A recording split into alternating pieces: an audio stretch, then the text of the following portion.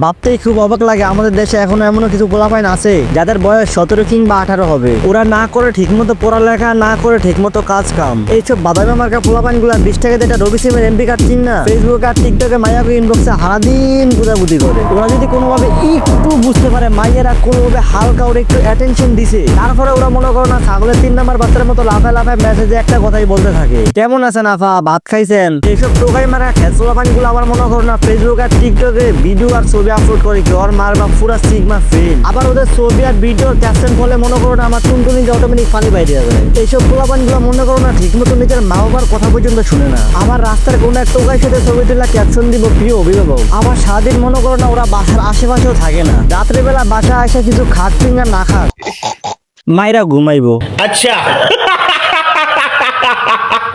কাটে না সময় যখন আর কিছুতেই দুয়ানার সরিষার তেল মেখে নি